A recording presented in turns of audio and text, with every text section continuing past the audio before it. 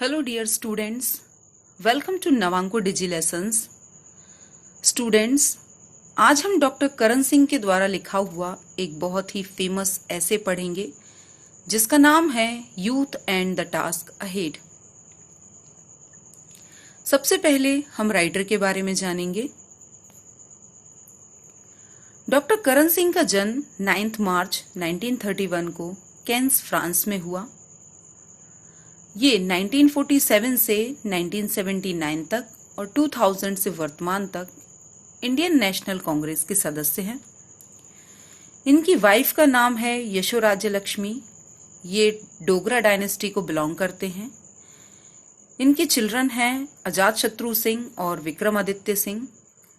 इनके पेरेंट्स का नाम है महाराजा हरि सिंह और महारानी तारा देवी। इन्होंने यूनिवर्सिटी ऑफ कश्मीर से अपनी बीए की डिग्री और यूनिवर्सिटी ऑफ दिल्ली से एमए और पीएचडी की डिग्री की। इन्हें पद्म विभूषण से भी सम्मानित किया गया। Doctor Karan Singh is an Indian politician, acclaimed author and diplomat. Doctor Karan Singh एक बहुत ही जाने माने इंडियन पॉलिटिशियन हैं, बहुत ही प्रशंसित लेखक हैं, एक कूटनीतिज्ञ भी है। He is known for his books on philosophy and political science. इन्हें अपनी फिलोसॉफी और पॉलिटिकल साइंस पर लिखी हुई किताबों के लिए बहुत अधिक जाना जाता है। हिज मेजर वर्क्स आर, इनके कुछ फेमस और बहुत ही जाने माने जो वर्क्स हैं वो हैं टुवर्ड्स अ न्यू इंडिया जो 1974 में पब्लिश हुआ, वन मैन्स वर्ल्ड जो 1986 में पब्लिश हुआ, ऐसे ऑन हिंदुइज्म जो 1987 में पब्लिश हुआ, ऑटोबायोग्राफी 1989 में पब्लिश हुआ, ब्रीफ सॉजर्न 1991 में पब्लिश हुआ। He was awarded Padma Vibhushan इन 2005। इन्हें 2005 में पद्म विभूषण से भी सम्मानित किया गया। चलिए अब हम ऐसे की तरफ बढ़ते हैं। This essay is an exhortation to the youth of India. The author urges to the youth to develop physical, intellectual, patriotic and spiritual qualities to fulfill their responsibilities towards the nation. ये जो ऐसे है ये एक exhortation यानी एक उपदेश या प्रोत्साहन है देश के युवाओं के लिए। इसमें लेखक जो हैं वो युवाओं से निवेदन करते हैं कि वो अपने अंदर फिजिकल यानी शारीरिक, इंटेलेक्चुअल यानी बौद्धिक, पैट्रियोटिक यानी देशभक्ति की और स्पिरिचुअल यानी आध्यात्मिक क्वालिटीज को डेवलप करें ताकि वो अपने देश के प्रति अपनी जिम्मेदारियों को पूरा कर सकें। Giving a message to the youth of our country, a renowned politician and author doctor Karan Singh says that our freedom was won after a long struggle and sacrifice. More effort and strength is required to keep it intact. In his view, in any nation, the youths are the most vital part, for they are energetic. If their strength is mobilized properly, they can prove to be a source of great power to the nation. They must train themselves to fulfill the future responsibilities with the distinction. हमारे देश के युवाओं को एक संदेश देते हुए एक बहुत ही प्रसिद्ध राजनीतिज्ञ और लेखक डॉक्टर करण सिंह कहते हैं कि हमारी आज़ादी हमें एक लंबे संघर्ष और त्याग के बाद मिली है। इसे सुरक्षित रखने के लिए और भी अधिक प्रयास की और शक्ति की जरूरत है। उनके विचार में किसी भी राष्ट्र में युवा वर्ग जो होता है वो सबसे अधिक महत्वपूर्ण होता है क्योंकि वो शक्तिवान होता है। यदि उनकी शक्ति को सही ढंग से संवारा जाए तो वे देश के लिए महान शक्ति का स्रोत बनेंगे। उन्हें भविष्य की जिम्मेदारियों का विशेषता के साथ निर्वाह करना चाहिए और अपने आप को ट्रेंड करना चाहिए, प्रशिक्षित करना चाहिए।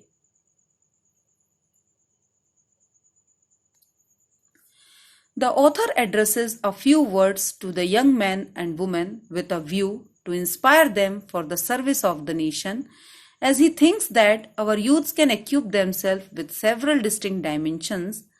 The first of them is physical, which is the first need to win any battle. Building a great democracy and defending it from the outer attacks needs a young generation with physical strength, iron muscles, and steel nerves. A proper training for them is also needed so that they don't use their strength in wrong direction. Some institutions like NCC and Physical Fitness Scheme are doing well in this field. लेखक देश के युवक और युवतियों को प्रेरित करने के उद्देश्य से कुछ शब्द कहते हैं। जैसा वे सोचते हैं, हमारे युवा अपने आप को बहुत से विशेष गुणों से परिपूर्ण कर सकते हैं। उनमें से सबसे पहला है शारीरिक, जो प्रथम आवश्यकता है। किसी लड़ाई को जीतने के लिए सबसे ज्यादा जरूरी होता है। एक महान डेमोक्रेसी का निर्माण और उसे बाहरी अटैक से सुरक्षित रखने के लिए एक ऐसे युवा वर्ग की आवश्यकता है जिसमें शारीरिक शक्ति हो, जिनकी मसल्स लोहे की तरह हों और जिनकी नर्व्स स्टील की तरह हों। उनके लिए एक सही मार्गदर्शन की जरूरत है जिससे कि वे उसे गलत दिशा में प्रयोग ना कर सकें। एनसीसी और फिजिकल फिटनेस स्कीम जैसी संस्थाएं इस क्षेत्र में काम कर रही हैं। The second dimension is intellectual. As we are living in a highly competitive age of science and technology, our youths need to be intellectually far more alert and competent than their predecessors. The young men and women who are getting higher education are the privileged elite. They must not lose even a single moment during the time of education, for they can serve India with great efficiency. दूसरा dimension है intellectual यानी बौद्धिक। क्योंकि हम बहुत अधिक science और technology और कॉम्पिटिटिव युग में जी रहे हैं, इसलिए हमें आवश्यकता है अपने पूर्वजों की अपेक्षा बौद्धिक रूप से अधिक अलर्ट रहने की, सुयोग्य रहने की। जो युवक और युवतियां उच्च शिक्षा लेते हैं वे खुशकिस्मत वर्ग के हैं। उन्हें अपने शिक्षा काल में एक भी मोमेंट खोना नहीं चाहिए, क्योंकि वे ज्यादा एफिशिएंसी से भारत की सेवा कर सकते हैं। The third dimension is patriotism. It creates in our youth a deep urge for national unity and progress, and only this can eradicate corruption and nepotism from our country. It can make the whole process of economic development strong. The youths of a nation must have full realization that they are the fountainhead of its idealism and can provide a new moral impetus to India. Here the author quotes a high moral from Sri Aurobindo Ghosh thought, where Sri Ghosh urges the students to do anything only for the sake of nation and to work that she may prosper. तीसरा dimension है देशभक्ति। यह हमारे youth में राष्ट्रीय एकता एवं विकास की एक चाह पैदा करता है और एकमात्र यही हमारे देश से भ्रष्टाचार और पक्षपात जैसी महामारियों को मिटा सकता है। यह संपूर्ण आर्थिक विकास की प्रोसेस को मजबूत बना सकता है। देश के युवाओं को ये पूर्ण एहसास होना चाहिए कि देश के आदर्श के स्रोत हैं वो, और भारत को नई नैतिक ऊंचाइयां दे सकते हैं। यहाँ लेखक श्री औरबिंदो घोष के विचारों से एक महान सबक देते हैं, जहां श्री घोष स्टूडेंट्स से अनुरोध करते हैं कि वे कुछ भी करें वो केवल राष्ट्र हित में करें और ऐसा काम करें जिससे राष्ट्र विकसित हो। Spiritual dimension, the last dimension, is the main faculty that distinguishes human beings from myriad forms even in the time of crisis. Here, spirituality doesn't mean only religious zeal, but the unity, peace, and harmony that unite the whole humanity in a single thread, cutting across all narrow barriers and distinctions. It alone can give us the courage to fight for our freedom and integrity with undying valor and wisdom to do so without hatred. आध्यात्मिक dimension जो है वो एक last dimension है, सबसे मुख्य तत्व है जो मानव जाति को धरती पर अन्य सभी जीवों से अलग करता है।